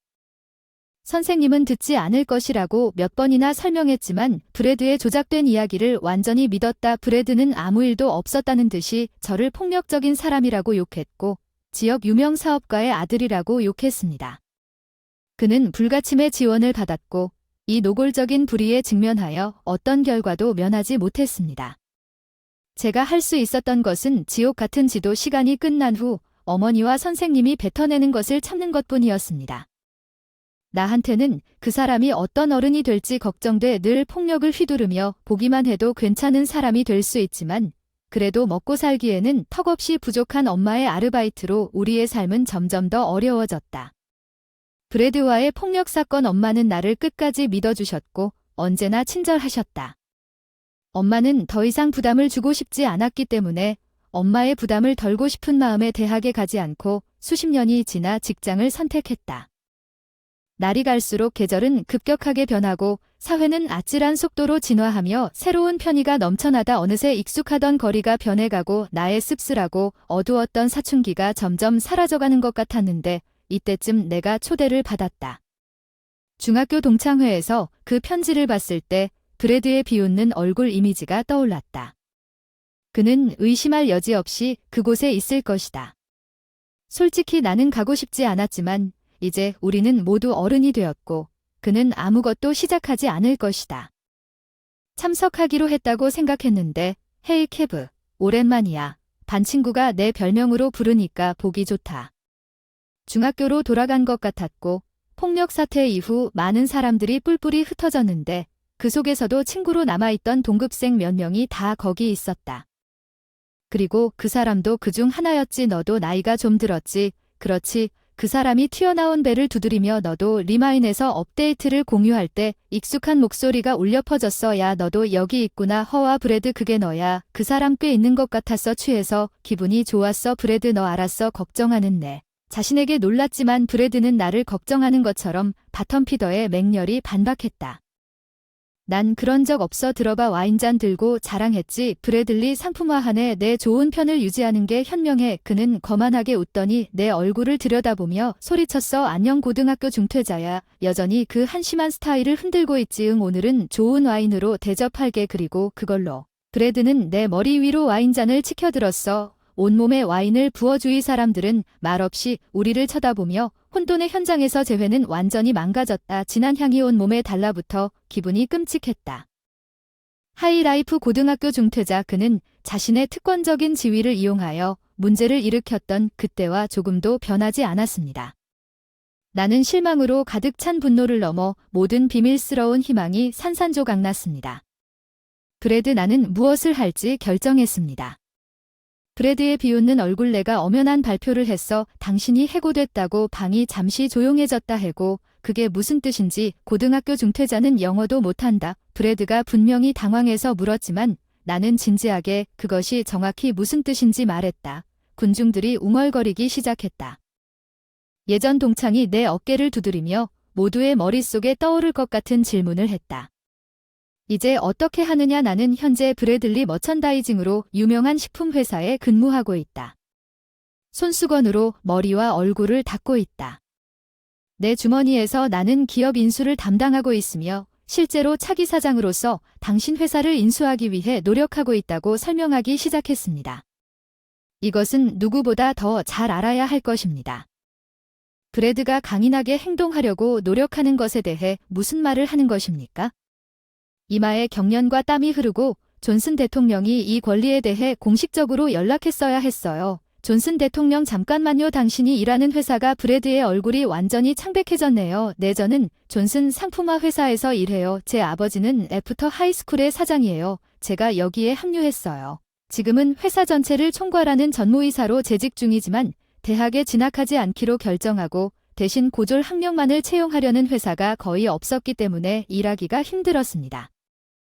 더 이상 선택의 여지가 없었습니다. 어떤 직업이든 찾을 수 있었고 결국 물류창고에서 파트타임으로 일하게 되었지만 교육 부족으로 인한 장벽은 생각보다 두꺼웠습니다. 사람들이 나의 교육 배경을 알게 되자 태도가 바뀌었고 정규직으로 고려되지 않았습니다. 인생은 공장처럼 절망에 빠진 티미를 마치고 집에 돌아오던 어느 날 뜻밖의 일을 만났다. 집에 왔구나. 어서 돌아오너라. 다시 볼 수 없을 거라 생각했던 아버지가 계시는데 훨씬 나이 들어 보이셨고 백발이셨다. 희미한 미소에도 불구하고 섞인 그 사람의 모습은 우리가 견뎌온 모든 고난을 생각하면 분노가 치솟았습니다. 월트가 돌아왔으니 이제 우리가 얼마나 고통을 겪었는지 모를 것입니다. 그리고 아버지는 눈물을 흘리며 사과하셨습니다. 미안해요, 케빈. 정말이에요. 미안. 내가 너무 집중하고 회사에 가느라 너를 방치해서 내가 너에게 쓸데없는 어려움을 끼쳤다는 사실은 어떠한 변명도 바꿀 수 없다. 엄마와 나는 말없이 그 사람만 쳐다보게 되어 정말 미안하다. 나는 너의 요구가 아니다. 용서하지만 적어도 두 사람 모두에게 사과하고 싶습니다. 집이 완전히 조용해졌기 때문에 결국 어머니는 상관없이 말을 하셨습니다. 당신이 돌아와서 고맙고 상황이 예전으로 돌아가지 않을 수도 있지만 노력하고 싶습니다. 우리 가족을 조금씩 재건하세요. 하지만 조건이 있어요. 이 아이를 당신 회사에서 정규직으로 일하게 해주세요. 제가 엄마에게 부탁한 것은 놀랍게도 케빈은 고등학교에 가지 않기로 결정한 이후로 즐겁게 일해왔습니다. 그 또래들과 마찬가지로 어리지만 학력 때문에 정규직을 구하는데 어려움을 겪었습니다. 어머니의 얼굴이 무서울 정도로 심각해서 시간이 얼마나 지났는지 괜찮습니다. 케빈은 우리 회사에서 일할 수 있지만 한 가지 조건이 있습니다. GED는 아버지의 목소리에 간절함이 담겨 있다는 것을 알고 있습니다. 제가 고등학교를 그만두고 일해야 했기 때문에 공장 임시직에서 유명 회사의 직원으로 올라온 것을 고려하면 제 미래에 대한 아버지의 관심이 분명했습니다. 물론 그렇지는 않았습니다. 처음에는 쉬웠어요. 사실 사장 아들이라는 게 계속 힘든 일이었고 부러움의 대상이 되기도 했고 회사 생활이 처음이라 사소한 실수라도 욕을 많이 먹었어요. 비즈니스 매너와 사회규범을 이해하는데도 애를 먹었죠. 새로운 도전마다 땀을 흘렸어요. 동료들은 도와주지도 않고 비웃곤 했다. 그럼에도 불구하고 직장에서는 완전히 고립감을 느꼈다. 나는 쉬지 않고 일했다. 비천한 일에 자원봉사도 하고 상사의 무리한 요구에 성실히 응했다. 열심히 일한 문서를 보고 쓰레기통에 던지기도 하고 책상이 어지러워지기도 했다. 쓰레기로 그만둬야겠다는 생각도 자주 했고 노력에도 불구하고 대통령 아들이라는 시각으로 평가받는 것이 답답했다. 나를 지탱해준 것은 어머니의 존재와 회사에 취직해달라고 했을 때 삼켰을 복합적인 감정들이었다.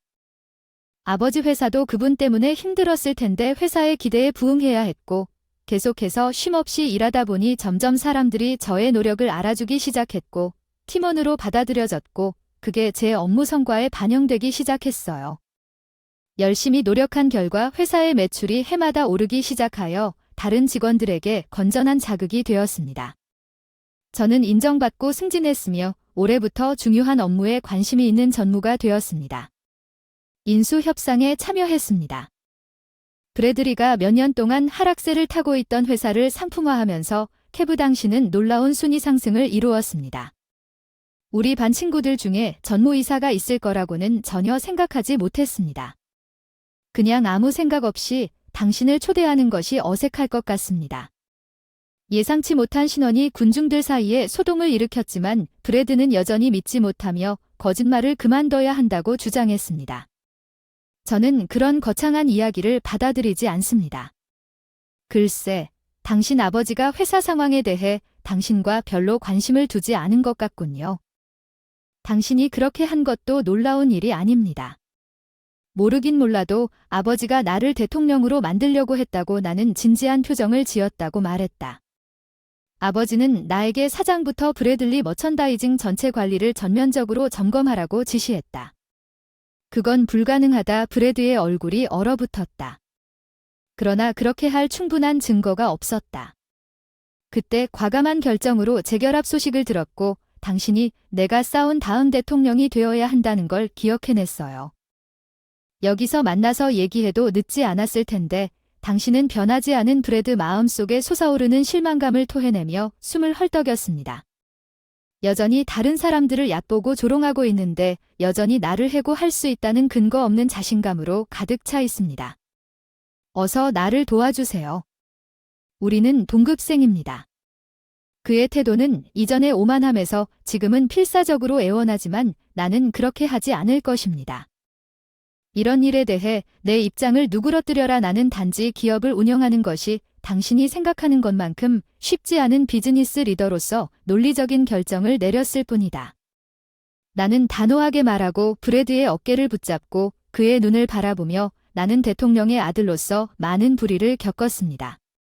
하지만 나는 결코 포기하지 않았습니다.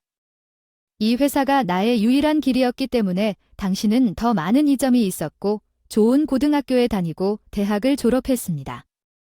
이제 인생에서 한 번만 열심히 노력할 때입니다. 눈물이 내 목소리를 막았습니다. 재회한 지 한 달이 지나서 아무 말도 하지 않고 조용히 뒤를 돌아보았다. 나는 오늘 아버지와 함께 브래들리 상품 건물 앞에 섰다. 전날 아버지에게 털어놨던 인수를 공식적으로 진행할 예정이다. 우리가 기다려온 조건에 따르면 브래들리 머천다이징 사장이 회의실에 들어오면서 우리에게 인사를 했고 그의 아들 브래드리가 인수에 관해 이제 브래드가 사장 자리를 계승하도록 하겠다는 의사를 밝혔습니다. 토론이었는데 브래드의 행동은 미래의 사장이나 심지어 전문가에게 기대할 수 있는 것과는 거리가 멀었습니다. 목소리를 높였습니다. 브래드 혹시 듣고 계시나요? 이 말이 회사의 미래에 관한 것이라면 사장의 책임을 깨닫고 계십니까? 브래드가 반박한 뒤 아버지에게 터무니없는 말을 했다는 말은 들을 필요도 없겠죠. 아버지, 자기 부모를 이용해서 올라간 사람에게 우리 회사를 맡겨도 괜찮을까요? 브래드가 자신에게 유익한 결정을 더 잘 내릴 수 있다는 제안에 영향을 미쳤습니다. 회사는 거의 망상에 가까운 것처럼 보였습니다. 아버지는 이를 분명히 목격했으며 평소 브래들리의 엄격한 얼굴조차 더욱 심해졌습니다. 바보, 우리 회사에 대해 무엇을 아십니까? 그는 그의 관자놀이가 분노로 욱신거렸다고 말했습니다. 브래드는 표정으로 뒤를 돌아볼 수밖에 없었습니다. 전에는 본 적이 없는 브래들리가 화를 참지 않고 계속했습니다. 케빈, 맞습니다. 오늘 당신의 태도는 무례함 그 이상입니다. 회사를 운영하는 것은 게임이 아닙니다. 진지하지 않다면 떠나세요. 아버지의 압도적인 존재감에 대해 브래드의 목소리는 가엾게도 약했습니다. 그때 대통령은 일어섰습니다. 진지한 표정으로 우리에게 이런 불명예스러운 모습을 보여서 사과드립니다. 저는 제 아들이 직장에서 더 책임감을 가지기를 기대했지만 제 생각은 틀렸습니다. 특히 경영진 여러분에게 그런 상황에서 그가 그렇게 어리석게 행동할 것이라고는 상상도 못했습니다. 존슨 머천다이징 이사, 그리고 당신 케빈, 나는 그의 많은 디스코어드 에자이즈에 대해 부모로서 사과드립니다. 아버지가 브래들리에게 말씀하신 것에 대해 정말 죄송합니다. 당신의 감정은 분명합니다. 브래들리는 한때 당당한 식품회사 사장의 모습이 완전히 쇠퇴한 것처럼 보였습니다. 브래들리는 절박한 표정으로 계속 사장을 이어갔습니다. 케빈, 우리는 브래들리 상품 판매를 유지하기 위해 귀하의 도움이 필요합니다. 우리가 귀하 회사의 부서에 속하게 되면 더 이상 자체적으로 계속할 힘이 없습니다. 저는 모든 관리 역할에서 물러나 전체 이사회에 동일한 권한을 남길 것입니다. 하지만 직원들은 계속 유지해 주시기 바랍니다. 우리 소중한 직원들은 아무도 놔주지 않고 이마가 테이블에 닿을 정도로 깊게 절을 했어요. 깊은 생각에 잠긴 듯한 아버지를 바라보며 아버지는 눈을 감고 조용히 중얼거렸습니다. 당신의 회사에서는 상황을 되돌릴 수 있는 또 다른 기회를 줍시다. 기회. 브래드와 그의 아버지가 충격을 받은 것처럼 보였습니다. 이 기회. 당신이 진심으로 직원들을 염려한다면 아직 해야 할 일이 남아 있습니다. 그것이 실패한다면 우리는 최대한 당신을 지원할 것입니다. 케빈을 완전히 인수할 수밖에 없잖아. 눈물 흘리는 아버지 옆에서 어떻게 감사할 수 있겠는가. 브래드는 온몸에 힘이 빠진 듯 완전히 지친 표정으로 둘 사이를 힐끗 바라보며 계속 말을 이어갔다. 나는 늘 아버지를 원망했다. 내가 충격을 받기 시작한 일과 브래드. 그는 이를 핑계로 가족을 방치하고 고등학교를 자퇴시켰다. 어머니가 아버지를 용서하셨고 최근에 나는 드디어 나도 그를 용서할 수 있을 것 같은 느낌이 들었어. 브래들리는 보이지 않는 힘에 의해 앞으로 나아가는 것에 동의하는 마음으로 고개를 끄덕였다. 나는 모두가 역경을 극복함으로써 더 강해질 수 있는 두 번째 기회를 가질 자격이 있다고 생각을 계속했다. 나는 의자의 등을 기대고 있는 브래드를 향해 말했다. 브래드 의자의 등을 기대고 삐친 표정으로 나를 잠깐 흘끗 쳐다보는 브래드. 이제부터 시작이야. 이제 내가 나서야 할 시간은 아니지만 난 회사 경영에 대해 아무것도 몰라. 그 사람 어깨에 손을 얹어 시작해도 괜찮아. 이제 열심히 일하면 결과는 따라올 것이다. 케빈. 브래들리 머천다이징은 수많은 논의 끝에 처음으로 나를 바라보며 희미한 미소를 지었다. 브래들리 머천다이징은 잔선 머천다이징과 사업 파트너십을 체결하고 회복의 길을 시작했다. 브래들리가 그의 아버지와 함께 새로운 사장이 되었다. 브래들리 머천다이징의 아들이라는 자부심을 버리고 고문으로서 브래드는 겸손한 방문을 통해 각 비즈니스 파트너의 신뢰를 회복하기 위해 쉬지 않고 일했습니다. 그의 변화는 직원들에게 영감을 주었고 그들의 사고방식은 한때 안주했던 회사를 대기업으로 변모시키기 시작했고 내부 권력 투쟁으로 현장 직원들은 도전에 맞서고 영업은 업무에 더 많은 노력을 기울였으며 경영진은 비즈니스 파트너를 환영하는 환경 조성에 중점을 두었습니다. 브래드는 포용적 복지 정책을 개정하고 독점 시스템을 제거하여 상당한 턴어라운드에 기여하면서 근무 조건을 눈에 띄게 개선했습니다. 이전에 어려움을 겪던 브래들리 머천다이징을 위해 브래드를 포함한 모든 사람의 변화에 힘입어 회사의 매출은 올해 계단을 오르는 것처럼 점진적으로 올랐습니다. 비록 소소하지만 모든 직원에게 보너스도 제공할 수 있었고 마찬가지로 회사의 성과가 크게 향상되어 이제 우리가 다양한 광고 캠페인을 후원할 수 있는 지점. 케빈. 대통령 서둘러요. 잠깐만 기다려주세요. 동창회는 동창들과 우정을 다시 시작하는 촉매제가 되었습니다. 처음에는 브래드를 경계하면서 클릭했는데 그들은 이제 그의 변신에 감동받았고 농담과 웃음을 공유합니다. 퇴근할 때 사장 직함 장난으로 짜증나서 기절한 것뿐이야. 버릇이야. 브래드는 부끄러워서 머리를 극적이라고 했어. 그 태도는 사랑스러울 정도로 성실했다. 그러면 우리 일 없을 때 예전 별명이라도 불러줘. 너였는지 잊어버렸어. 브래드가 화를 내며 말했다는 것을 항상 믿을 수 없다고 나에게 전화하곤 했었다. 이제부터 나를 대통령이라고 부를 때마다 나에게 술 한 잔 빚진 셈이다. 나는 속으로 그게 정말 좋은 생각이라고 생각했다. 좋은 생각이야. 알았어. 케브. 그게 처음이야. 알았어. 브래드가 길을 멈추고 그리운 별명으로 나를 불렀다고 했어. 고마워. 케브. 인간의 본성은 부정적인 감정에 집착하는 경향이 있고 나도 예외는 아니었어. 고등학교를 중퇴하고 내 사회적 지위에 대해 씁쓸함을 느꼈습니다. 아버지를 용서하지 않았다면 브래드의 모든 괴롭힘에도 불구하고 브래드와 다른 사람들에게 다가가지 못했을 것입니다. 나는 내 자신의 어려움을 기억하며 그를 포기할 수 없었습니다. 어려움은 어떤 도전에도 직면할 수 있습니다. 다시 시작하고 싶은 마음이 강하다면 그때부터 변화할 수 있습니다. 저는 회사를 이끌어 갈 것입니다.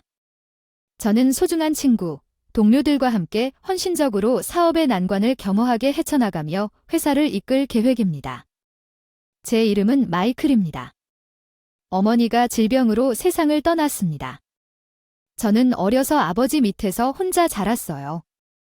동네 작은 사무실의 변호사였어요.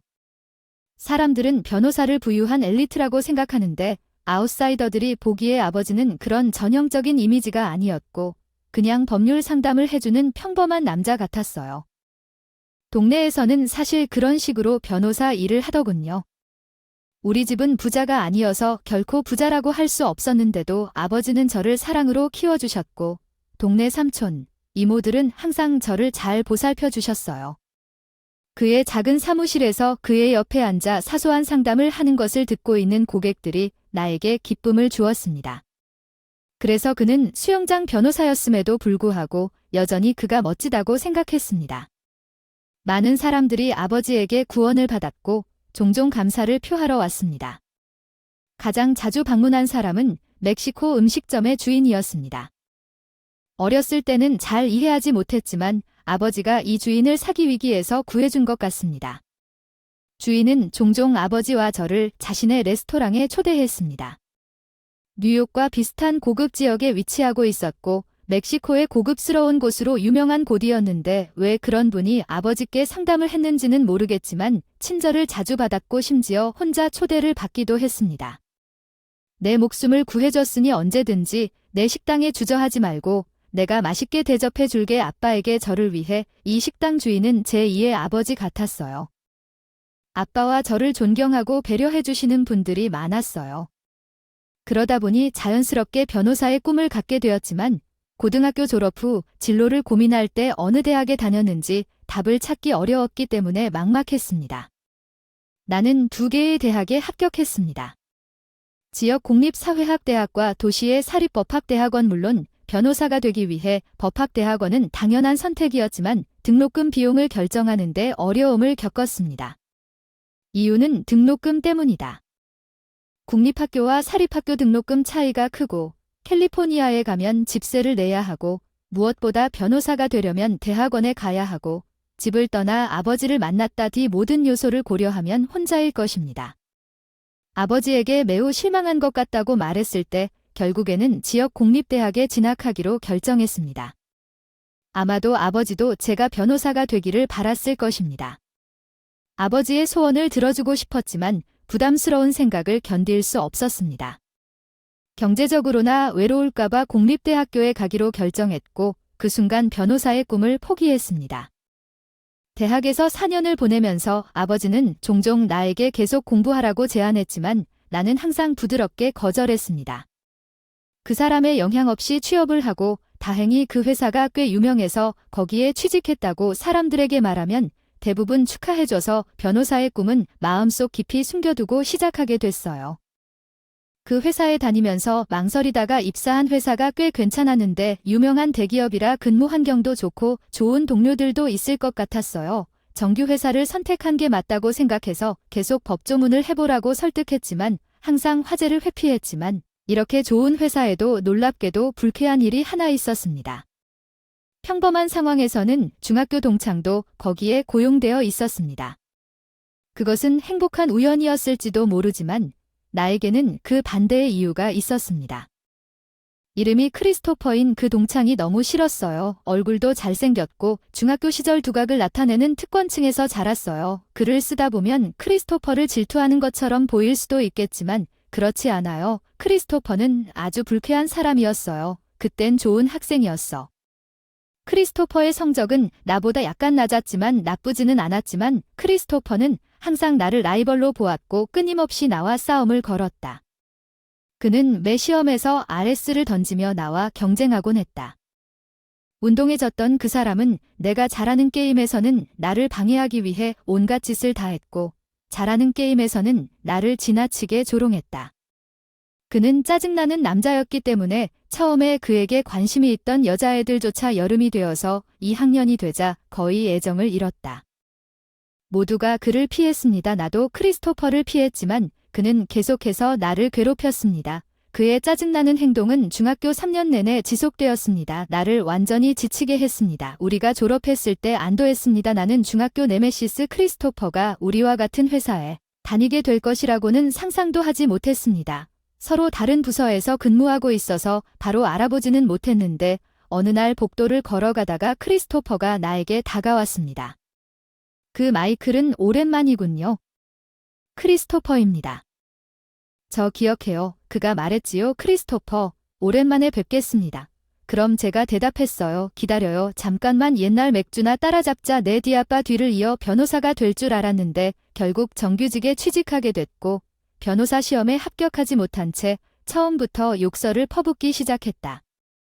중학교 때처럼 여러 가지 일이 있었지 왜 이 회사를 선택했느냐고 물었더니 아버지는 여기 HR 부서에 누군가가 도움을 받았다는 걸 아시고 그 덕분에 큰 회사에 쉽게 들어갔다고 자랑하셨어요. 어쨌든 내가 가야 하는 이유는 내 상사가 나한테 전화해서 나중에 보자야 넌 좀 더 자라서 덜 냉담해졌어. 언제 점심 먹으러 가자. 그는 크리스토퍼가 사람들을 잘못된 방향으로 문지르는 재능이 있다고 말했어. 내가 원하지 않고 빨리 떠났어. 그와 더 많은 시간을 보내고 싶지만 우리가 같은 층에 있었기 때문에 나는 크리스토퍼가 나를 조롱할 때마다 꽤 자주 마주쳤고 그것이 직장에서 나의 유일한 스트레스가 되었지만 앞서 말했듯이 나는 일에 대해 큰 불만이 없었습니다. 환경이 좋아서 평소대로 계속 일했지만 마음 한구석에는 늘 잔소리가 있었고 일에 대한 만족감과 성취감도 있었지만 어쩌면 법조인의 길을 걷지 못한 것에 대한 아쉬움이 남아있었을지도 모르겠습니다. 아직도 마음에 작은 그림자가 드리워져 있는 척 눈앞의 일에 온 힘을 쏟고 있었는데 어느 날 회사에서 여느 때와 다름없이 일하고 있던 내 인생의 중요한 전환점이 찾아왔다. 갑자기 전화벨이 울렸다. 모르는 번호로 전화를 받으러 입구로 갔는데 병원에서 왔다는 소식을 듣고 아버지가 쓰러져 의식을 잃었다는 소식을 듣고 회사에 알리고 병원에 도착하자마자 아버지가 계신 방으로 안내받았습니다. 침대에 누워 있었는데 침대 옆에 뭔가를 보여주는 그래프가 있는 튜브와 기계가 있었습니다. 의사가 들어와서 아버지의 상태를 설명했습니다. 정확한 원인은 불분명합니다. 아마도 혈압이나 뇌파와 관련이 있을 것 같지만 갑자기 쓰러져서 회복되지 않았습니다. 의식은 다행히 몸에 눈에 보이는 이상은 없었으나 깨어나기만을 기다리는 것이 의사의 막연한 설명이었습니다. 당시 아버지는 빨리 나으실 거라 생각하고 직장에 복귀하셨으나 2달이 지났습니다. 의식이 돌아오지 않고 지나갔지만 몇 번이나 찾아갔지만 아버지의 이런 모습과 아버지가 없는 사무실은 텅 비어 있는 것을 보고 아버지의 상태에는 아무런 변화가 없었습니다. 마음속 깊이 억누르던 감정이라 결심하고 그만두었습니다. 직업은 아버지의 뜻을 이어받기 위해 변호사가 되는 것이었고 사무실을 다시 밝히기 위한 것이었습니다. 변호사가 되겠다고 다짐했습니다. 물론 변호사가 되는 것이 쉽지 않다는 걸 알았지만 로스쿨 진학을 위해 입학시험에 합격해야 한다는 걸 알게 되었어요. 3년 동안 집중적으로 공부한 후에야 변호사 시험을 볼 수 있을까 하는 생각이 들었지만 결심은 흔들리지 않았습니다. 나는 수입을 저축했고 로스쿨 비용을 지불하기 위해 일시적으로 아버지 계좌에 접속하기로 결정했습니다. 집에 특별히 애착을 갖지 않은 채 이사하려고 짐을 다 정리하고 시내에 있는 낡은 원룸 아파트를 빌렸어요. 먼저 변호사를 목표로 인생의 2번째 장을 시작했어요. 로스쿨 입학 시험을 치고 GTN을 쳤어요.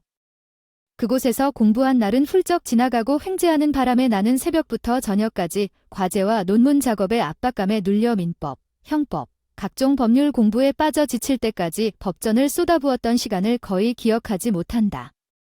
다행스럽게도 내가 공부에만 전념할 수 있도록 호팅으로 나를 방해하려는 친구는 없었습니다. 여전히 나는 아버지를 방문하거나 멕시코 요리사의 집에 들르는데 실패한 적이 없습니다. 아버지는 항상 침묵했습니다. ENT는 그럼에도 불구하고 내 이야기에 전혀 응답하지 않았습니다. 변호사가 되는 것이 얼마나 힘들었는지에 대해 장담합니다. 제가 그 어려움을 극복한 그를 얼마나 존경했는지 제가 멕시코 요리사를 방문했을 때 간호사들은 따뜻한 눈으로 우리를 지켜봐 주었습니다. 그는 항상 저에게 좋은 음식을 대접해 주었습니다. 나는 죄책감을 느꼈고 많은 사람들을 반박하려고 했습니다. 내가 방문하기 힘들다고 몇 번 말했지만 그는 전혀 듣지 않았습니다. 마이켈 오늘은 토스트를 좀 먹었습니다. 맛 좀 보세요. 괜찮아요. 당신을 이용하는 것 같은 느낌이 드는데 조금은 괜찮습니다. 그냥 여기 온 거예요? 내 상황 좀 알려줘. 마이클이 무슨 말을 하는 거야? 그냥 내 이야기를 듣는 게 돈보다 더 소중하다는 거야? 아니면 내가 만든 브리토를 먹을 수 없다는 거야? 거절도 못하고 무례해 보여서 결국 수락하게 됐어. 그가 제안한 따뜻한 곳에서 돌아갈 수 있는 브리토는 그 당시 나에게 가장 큰 위안이었습니다. 로스쿨에서의 3년이 지나고 변호사 시험이 왔습니다. 변호사 시험의 난이도가 악명 높았던 것은 몇 년 전부터 다르다고 합니다. 하버드 같은 인류대학에 들어가는 것보다 밤낮으로 공부하고 준비하기 위해 잠을 희생하고 작은 방에서 버티며 DV나 전화기도 거의 만지지 않고 책과 연습 시험에만 집중했다. 시험 당일 시험은 헌법, 민법, 형법을 다루고 다양한 주제에 대해 4일에 걸쳐 객관식 시험과 논술 시험을 포함했습니다.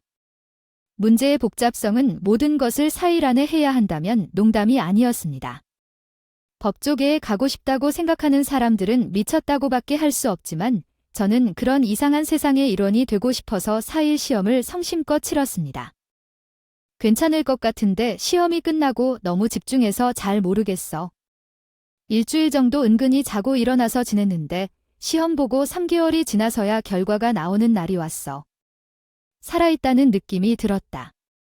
답은 충분히 괜찮을 거라 생각하며 반복해서 검토했지만 실패하면 예상치 못한 실수나 부주의한 실수에 대한 두려움이 늘 있었다.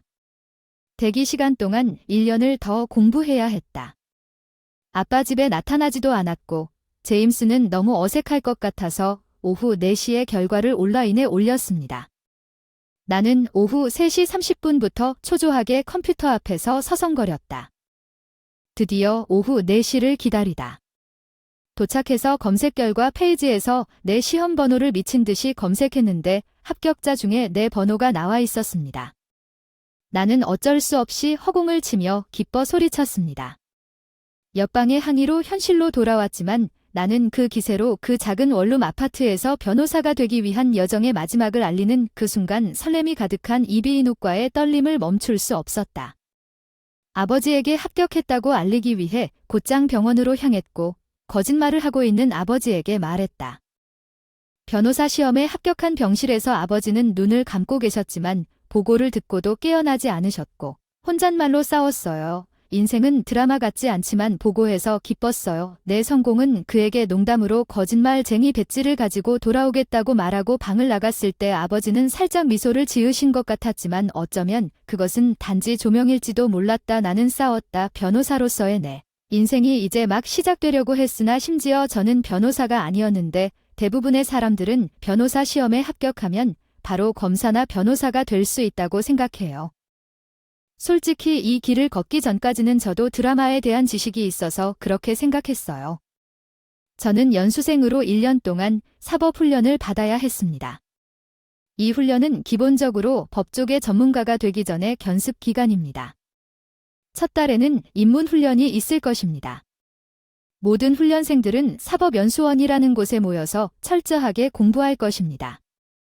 하지만 그것은 단지 시작일 뿐이고 다음에는 현장별 실무 교육을 시작했습니다. 이 부분은 민사재판, 형사재판, 기소 및 변호를 각각 2개월 동안 다루는 핸즈온 학습에 관한 것입니다. 실제 재판을 지켜본 후 판사와 토론하는 등 이곳에서의 경험은 흥미로웠습니다. 재판 참가자들은 재판 내용에 대해 판사와 직접 의견을 교환할 수 있었지만 각 직위별 훈련 보고서를 작성하는 것이 정말 어려웠고 지난 2달 동안 매일 대화를 나누면서 준비하느라 바빴습니다. 이 시스템 하에서 내 진로에 가장 큰 영향을 미친 선택형 실무 교육 과정이었습니다. 법조연수생들은 4개 분야의 교육을 이수한 후 각자의 진로 관심과 관심에 따라 내용을 선택하여 자연스럽게 거짓말쟁이의 길을 선택하고 다양한 교육 프로그램을 이수했습니다.